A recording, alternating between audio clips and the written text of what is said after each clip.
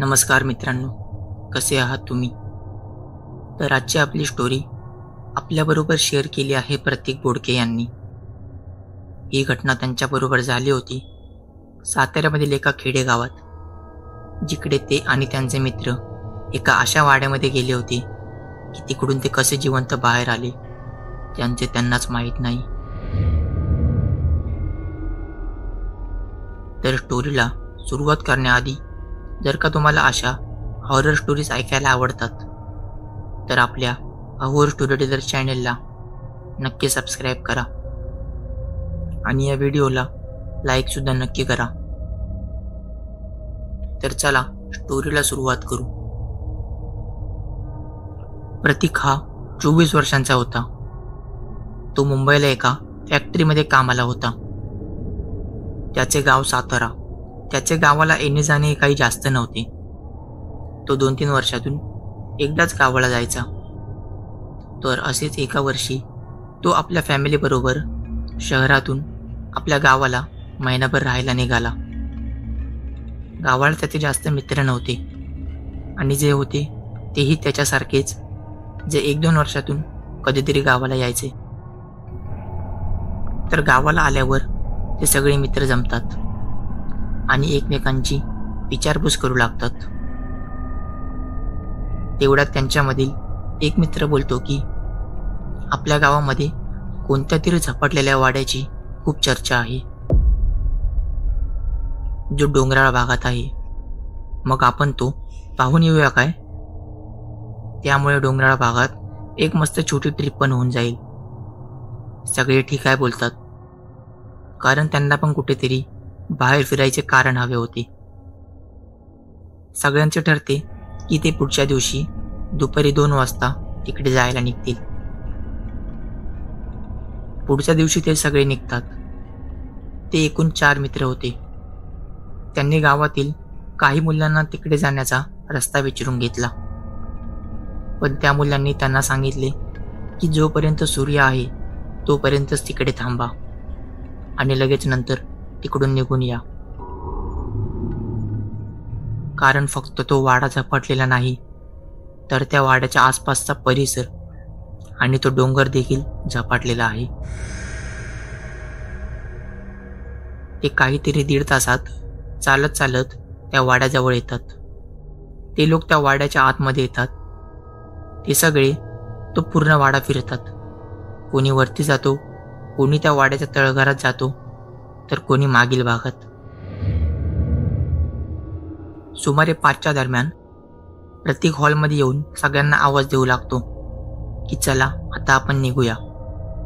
तसे त्याचे 2 मित्र लगेच हॉलमध्ये येतात, पण त्यांच्यापैकी एक मित्र, ज्याचे नाव होते नितीन, तो मात्र हॉलमध्ये येत नाही. ते सगळे बोलू लागतात, नितीन बाहेर ये, मस्ती करू नको, आपल्याला उशीर होतोय. पण नितीनचा काहीच पत्ता नव्हता. ते आता सगळे नितीनला शोधू लागतात की तो चुकून कोणत्या खोलीमध्ये लॉक तर नाही झाला ना. पण तो तिकडे कुठेच नसतो. प्रतीकला आठवते की नितीन बहुतेक तळघरात असू शकतो आणि मग ते सगळे तळघरात येतात.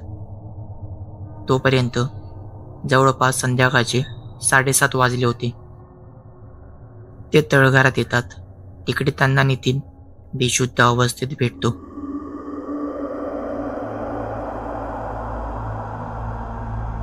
ते त्याला उचलून वरती आणतात आणि त्याला जागे करण्याचा प्रयत्न करतात. जसा निखिल शुद्धीवर येतो तो बोलू लागतो, लवकर या भागातून बाहेर निघा. या वाड्यात काहीतरी विचित्र प्रकार घडतोय.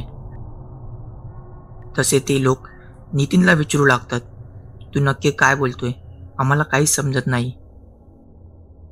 तेव्हा नितीन बोलला, जेव्हा मी तळघरात गेलो तेव्हा मला तिकडून कोणाच्या तरी फुसफुसण्याचा आवाज येत होता. मी पुढे जाऊन पाहिले तर तिकडे एक काळसर आकृती भिंतीकडे तोंड करून बसली होती आणि काहीतरी बडबडत होती. मी ते पाहून घाबरलो आणि तिकडून मागे फिरून पळू लागलो. तेवढ्यात त्या आकृतीने माझा पाय पकडला आणि माझ्या मांडीचा जोरदार चावा घेतला. मी जेव्हा मागे वळून पाहिले तेव्हा त्या आकृतीचे लाल भडक डोळे फक्त मला दिसले. मी इतका घाबरलो की मी तिकडेच बेशुद्ध पडलो. त्यांनी जेव्हा नितीनच्या मांडीला हात लावला तर त्याची पॅन्ट रक्ताने भिजली होती.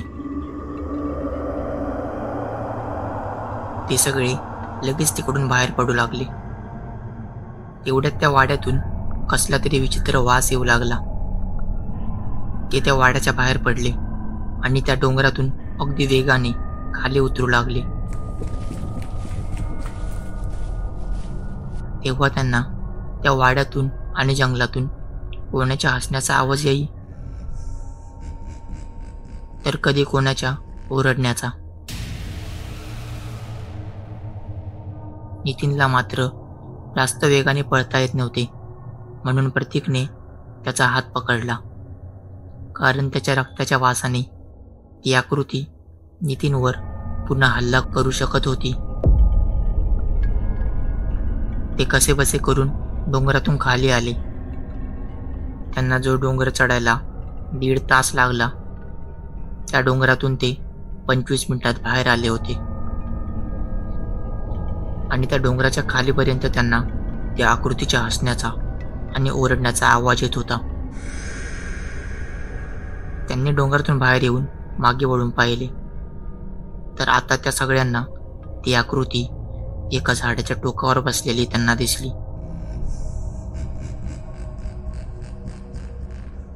ते धावत आपल्या गावात आले आणि आपापल्या घरी गेले. सर्वांना भरपूर जखमा झाल्या होत्या, कारण ते डोंगरातून एवढ्या अंतरात पळत होते, त्यामुळे त्यांना भरपूर फांद्या, झाडे, काटे, दगडे असे भरपूर काही लागले होते.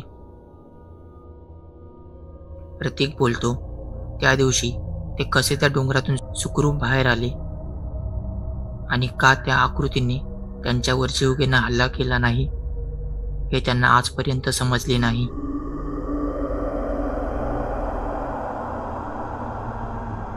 तुम्हाला जर का ही स्टोरी आवडली असेल तर या व्हिडिओला लाईक नक्की करा आणि अशाच आणखीन स्टोरी ऐकण्यासाठी आपल्या अहोर स्टोरी टेलर चॅनलला नक्की सबस्क्राईब करा. तर भेटूया अशाच एका भयानक व्हिडिओमध्ये.